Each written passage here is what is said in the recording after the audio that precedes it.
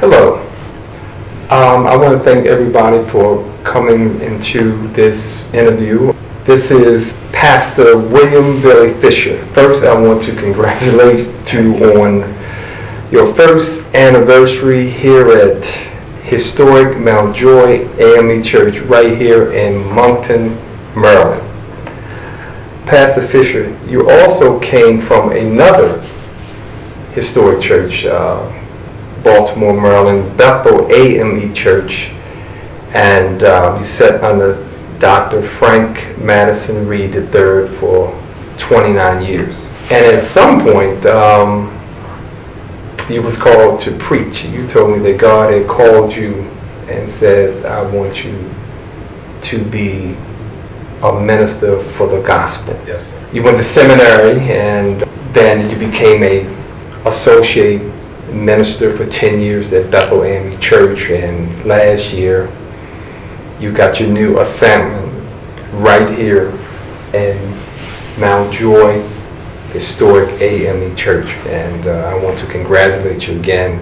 We had a conversation some months ago about my book, Taste Buds. You purchased a book, you started to read segments of it, and at some point the portion that got your ear was the diabetes. Yes. That is ravaging the African American community and the Hispanic community. 29 million people in this country has diabetes, and it doesn't care what age. They're getting diabetes at 7 years old. The growing epidemic is growing to the point where diabetes kills more people than AIDS and breast cancer in this country combined. And we're still eating salt and sugar like it's not going to harm our body. It's a disharmony, and with the research that I've had over the years, diabetes, whether you know it or not, the component of depression and diabetes go together like glove and hand, and most people are trying to pray themselves through it. You have to educate yourself through it. Yes. Because the thing is that we are dying. I watched my father die when I was 20 from diabetes, and all the things that he said, there was memory loss, one his eyes, he couldn't see, kidneys. I watched him go through his addiction to food.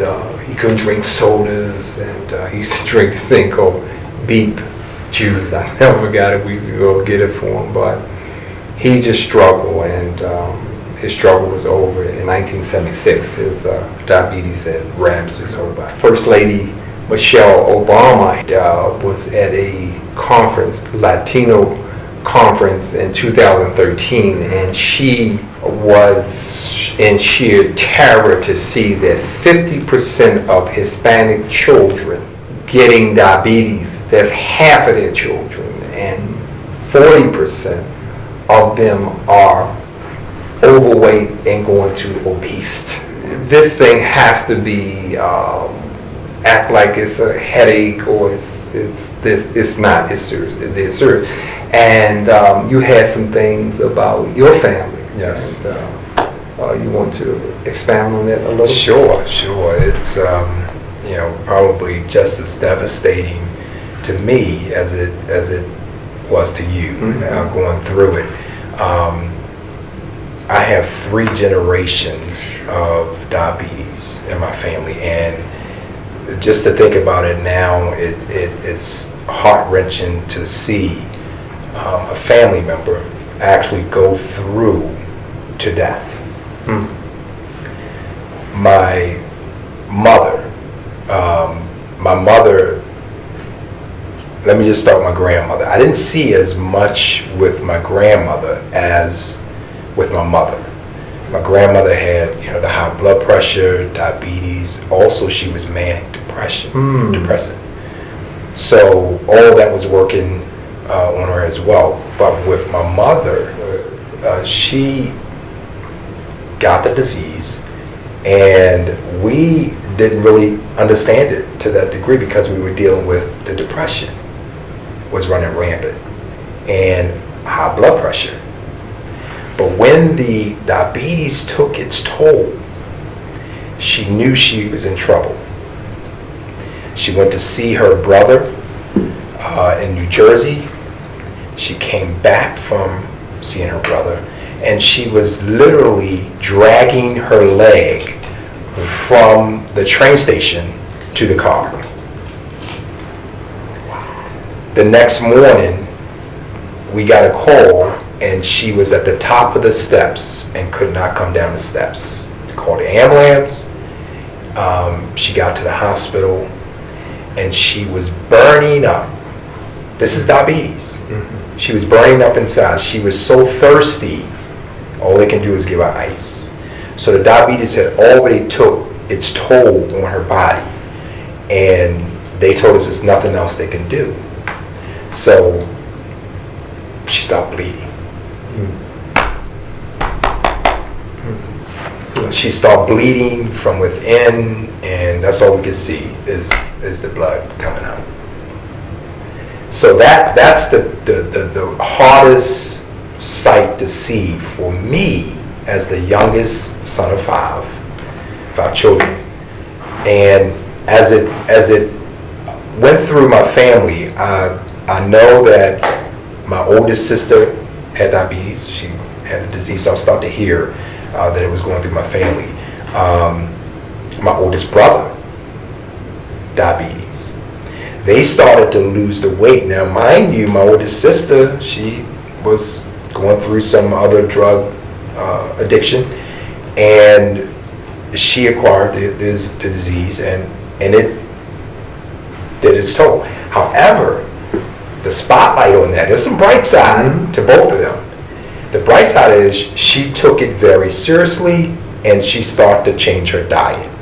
Her diet allowed her to lose all the weight, and she is now at a point where she's not on the insulin at all, and she's maintaining with what all the other things that are going on. But she is maintaining. Diabetes is not that high priority, and it's got her full attention, is what I'm saying. My brother, same thing, lost all the weight, but it hit him a little different. Excuse me. It started to affect his nerves, and down the road, he still didn't quite understand it. He didn't fully change his lifestyle, and it just took a different effect on him. Well, today, he's going through another phase of it. The pain in his leg, and he possibly has to get surgery because of that. He can't, this is part of it. He can't walk a block without getting tired. He chews his food and he starts to sweat. Just chewing. So this is where the diabetes has took a toll on him in that respect. My cousin on my grandmother's side, she has diabetes, but she's also going through dialysis, so some other effects of high blood pressure. My great aunt, grandmother's sister, she was diabetic, and my great uncle, he was diabetic. Now I was young, so I didn't really. They said he lost a leg, but I didn't pay too much attention to it. But we know that he got sick and he lost that leg because of diabetes. So that goes through the 3 generations. That it really affected me in that respect. Yeah. How you have dealt with it from a personal perspective, and by you being a family of diabetes and stuff, what have you been doing to fight this disease for you? What are some of the things? Well, first of all, I knew I had to do something in reference to myself. If you try to make a change and you try to make a change that impact anybody, you have to start with yourself. So I took it very seriously. I was out in the field as a field technician. I had a vehicle. Sometimes I have my own vehicle. I'm going to DC, I'm going to Cumberland, I'm going to Annapolis, I'm going all over the place. And I would turn on WEAA. I would turn on WEAA and listen to the health segments that they had. I can't remember exactly the name of it. It was in early 80s where I got most of my education as far as how to eat healthy, what impact the healthy eating has on you as you gradually change your diet. And I would just do it naturally, change up, stop eating all the processed food, throw in more vegetables, drink a little bit more water, walk, exercise, the things that we do now. However, what I also did was I educated my family. I have 2 daughters, my wife. We started to change the diet. Well, what we ate vegetable, salad, and cut back on the salt. We don't eat much salt now. My wife don't put salt in the food like she used to. So the fast food that we may eat every now and then, obviously it has a lot of salt. However, the one thing that I did, and I went cold turkey. I didn't know how I was going to be affected by this, but it did affect me. I stopped eating table sugar. So all the sweet teas, the juices, I just cut it out. I started drinking unsweetened tea, and believe me, it was not good at first, but my body got used to it. And then I couldn't quite understand why I was bloated. Well, it was the juices, the sugar in the juices, the fructose, concentrated sugar. It doesn't say sugar, just concentrated fructose. And I cut it out, and I stopped feeling bloated. And I was able to, make sure that my food was digested properly before I went to bed. I exercised, all that good stuff. It helped. Wasn't fully there, but I made a change. And that really got me to thinking that if I can make this kind of change, just a little tweak in my diet, in my exercise, what would happen if I just completely change over, not eat as much red meat. As I eat fish, chicken, pretty much. I don't eat a lot of red meat. Believe it or not, I love it, but I don't eat it like that. So that change allowed me to sleep better, allowed me to say to others, you really have to try this. I'm regulating my weight just by staying off of the sugar, not eating the sugar and the fruit juices. So that is really my impact. I still listen to health segments. I still listen. That's why you caught my attention when you start talking about the book. The tidbits and taste bud, and make sure I get that taste bud tidbits. And I wanted to learn more. And we talked about it because it affected my family. The disease affected my family. So yeah. So first and foremost, we need our education system to really look into what's going on with the obesity crisis, especially with the children in this country. And we cannot scream it loud enough to say that we need help. And we keep thinking that it's going to get better. It's not going to get better until we get better. Our spiritual communities, 80% of the spiritual communities in this country, whether Muslim, Christian, Jew, Jehovah's Witness, is running rampant.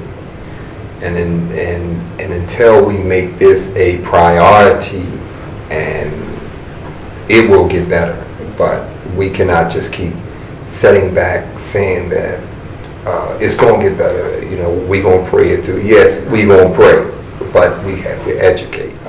In 2005, I had interviewed Minister Amy Sykes. She was the associate minister up at Mount Calvary AME Church up in Towson at that time, and Lightner Fuller was the pastor. Is she still pastoring? No, she's retired. Okay, she's retired now, but she gave me the blueprint for what people need to be doing in their lives to stay on top of their health, not just weight loss, but spiritual, psychological, how it all works. She gave me a very good interview along with another lady in 2008. Her name is Sarita Golden. She was the expert up at John Hopkins Bloomberg Diabetes Center, and matter of fact was one of my latest jewels, Evangelist Bonita Cooley, helped her, Miss Golden, and she was very surprised when she read the book about diabetes, the portion in it, and read Sarita Golden. She said, God has sent me to you, because this sister was struggling, 325 pounds. She didn't drop weight. She had ballooned up to 400 pounds at some point, almost 400 pounds. But if you go to my website and see her smiling now, I am overjoyed to see her getting her health together. And I want to thank you again for allowing us to come into Mount Joy, and it's a joy in this historic church. A lot of slaves and people had put their sweat, tears, money, and everything into this place. And I want to thank you again, sir. Thank you. Thank you very much.